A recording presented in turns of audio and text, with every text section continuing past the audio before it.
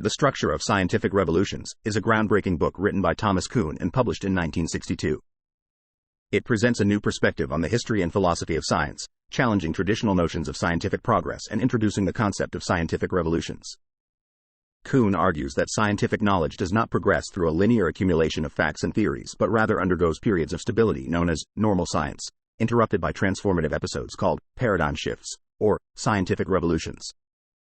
According to Kuhn, scientific revolutions occur when the dominant scientific worldview or paradigm is challenged and replaced by a new one. In the book, Kuhn examines the process of scientific discovery, the formation of scientific communities, and the sociological and psychological factors that influence scientific progress. He emphasizes that scientific theories are not objective representations of reality but rather frameworks or paradigms that shape scientific inquiry. Kuhn's work introduces the concept of paradigm as a set of shared beliefs, values, methods, and assumptions within a scientific community. Paradigms provide the foundation for normal science, where scientists work within established frameworks, solving puzzles and refining existing theories. However, when anomalies and challenges arise that cannot be explained within the existing paradigm, a crisis occurs, leading to a paradigm shift and the emergence of a new scientific framework. Critique of the structure of scientific revolutions includes the following points. 1.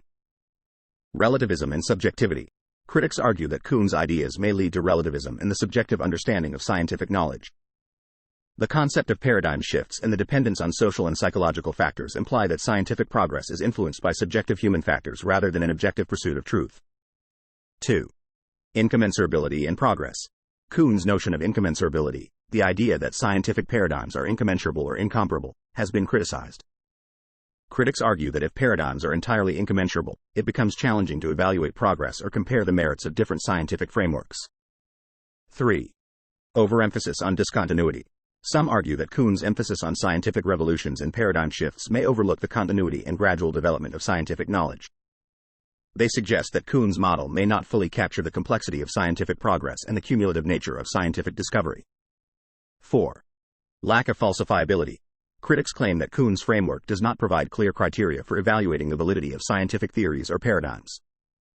Without a well-defined standard of falsifiability, it becomes challenging to distinguish between valid scientific revolutions and mere shifts in scientific fashion. 5. Overgeneralization. Some critics argue that Kuhn's model of scientific revolutions may not apply universally to all scientific disciplines. They contend that the nature of scientific progress varies across different fields, and Kuhn's ideas may not adequately capture the diversity of scientific practice. Despite these critiques, the structure of scientific revolutions has had a significant impact on the philosophy and history of science.